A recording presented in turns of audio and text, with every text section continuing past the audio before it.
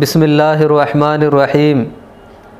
مشہور شاعر متنبی نے کہا، اذا غامرت فی شرف مروم فلا تقنع بما دون النجوم فطعم الموت فی امر حقیر کطعم الموت فی امر عظیم۔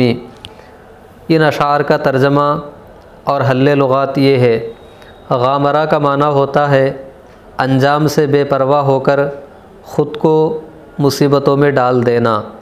شرف کا معنی فضل و کمال ہے، اور مروم کا معنی ہے وہ شے جس کا قصد کیا جائے، وہ شے جس کی تلاش اور جستجو کی جائے۔ قنع یقنع اس کا معنی ہوتا ہے قناعت کرنا، اور دون کا معنی ہوتا ہے کم۔ نجوم یہ نجم کی جمع ہے جس کا معنی ہوتا ہے ستارہ۔ پورے شعر کا معنی یہ ہوا کہ جب تم کسی مطلوبہ فضل و کمال کے سلسلے میں اپنے آپ کو مشقتوں میں ڈال دو، آزمائشوں میں ڈال دو، تو پھر تم اس راہ میں ستاروں سے کم پہ قناعت مت کرو، بلکہ ستاروں سے بھی آگے نکلنے کی کوشش کرو۔ ایسا اس لیے کہ فطعم الموت فی امر حقیر کطعم الموت فی امر عظیم۔ موت کا مزہ کسی حقیر چیز کے لیے بالکل ایسے ہی ہے جیسے کسی عظیم چیز کے لیے موت کا مزہ چکھنا۔ یعنی موت جب بھی آئے گی تو وہ اپنی کیفیت کے ساتھ آئے گی، اپنی مشقتوں اور تکلیفوں کے ساتھ آئے گی۔ تو جب موت ہر جگہ یکساں ہوتی ہے تو پھر ہم اپنی جان دے کر کے حقیر چیز کو کیوں حاصل کریں، ہم اپنی جان دے کر کے عظیم چیز کو حاصل کریں گے۔ اسی کو شاعر نے کہا فطعم الموت فی امر حقیر، کہ کسی حقیر چیز کے لیے موت کو گلے لگانا اور موت کا مزہ چکھنا بالکل ایسے ہی ہے جیسے کہ کسی عظیم چیز کے لیے موت کو گلے لگانا اور اس کا مزہ چکھنا۔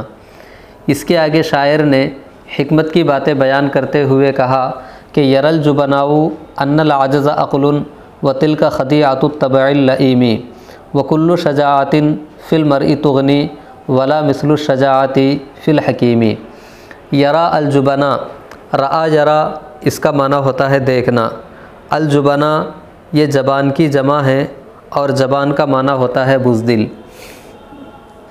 العجز، عجز کا معنی ہوتا ہے عدم استطاعت، عدم قدرت۔ عقل کا معنی واضح ہے۔ الخدیعۃ کا معنی ہوتا ہے دھوکہ۔ عقل کا معنی بھی واضح ہے، طبع کا معنی بھی واضح ہے، اور لئیم کا معنی ہوتا ہے حقیر، ذلیل، کمتر۔ شاعر کہتا ہے یری الجبناء، جبنا یعنی بزدل لوگ سمجھتے ہیں کہ ان العجز عقل، کہ کچھ نہ کر پانا، کسی کام پہ قدرت نہ پانا، کسی شے کی استطاعت نہ رکھنا، یہ بہت بڑی عقل مندی ہے۔ یعنی جب کوئی کام نہیں بن پاتا ہے تو کہتے ہیں کہ اچھا ہوا یہ کام نہیں بن پایا، اچھا ہوا کہ ہم اسے نہیں کر سکتے تھے۔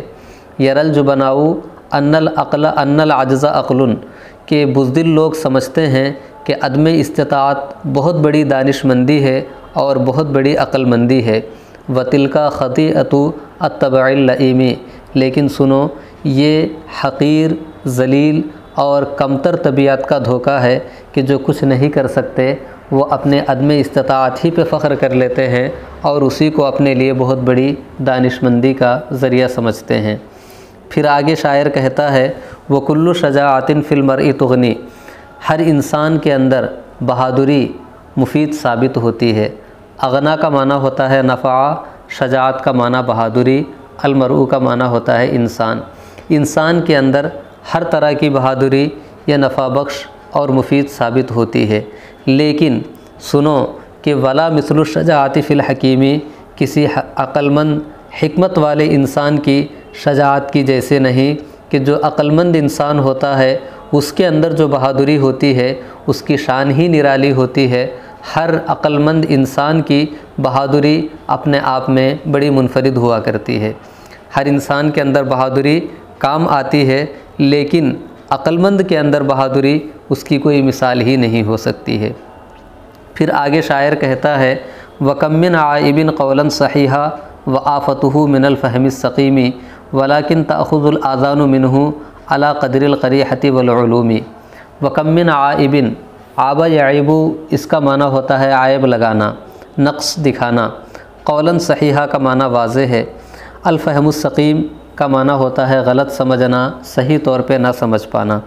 وَكَم مِّنْ عَائِبٍ قَوْلًا صَحِيحًا، کتنے لوگ ہیں جو صحیح بات کے اوپر عیب لگاتے ہیں، کتنے لوگ ہیں جو صحیح قول کے اندر خامیاں نکالتے ہیں، لیکن صحیح معنی میں وہ خامی صحیح قول کے اندر نہیں ہوتی، بلکہ وَآفَتُهُ مِنَ الْفَهْمِ السَّقِيمِ، اس انسان کی آزمائش و مصیبت اس کے نہ سمجھنے کی بنیاد پہ ہے اور اس کی غلط سمجھ کی بنیاد پر ہے۔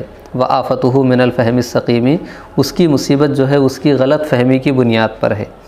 وَلَكِنْ تَأْخُذُ الْآذَانُ مِنْهُ عَلَى قَدْرِ الْقَرِيحَةِ وَالْعُلُومِ، لیکن کان جو ہوتے ہیں اچھی بات سے اخذ کرتے ہیں۔ کتنا اخذ کرتے ہیں؟ عَلَى قَدْرِ الْقَرِيحَةِ وَالْعُلُومِ، جتنی طبیعت ہوتی ہے اور جتنا علم ہوتا ہے اسی اعتبار سے کان بھی باتوں سے اخذ کرتے ہیں۔ اگر کسی کے پاس علم ہے، اچھی طبیعت ہے، وہ بہت اخذ کرتا ہے، اور اگر کسی کے پاس علم و فراست نہیں ہے تو وہ اچھی باتوں سے بھی کوئی خاطر خواہ فائدہ نہیں اٹھاتا ہے۔ تو یہ متنبی کے چند اشعار تھے۔ انشاءاللہ ہم اگلے درس میں دوسرے قصیدے کے ساتھ حاضر ہوں گے۔ والسلام علیکم ورحمۃ اللہ وبرکاتہ۔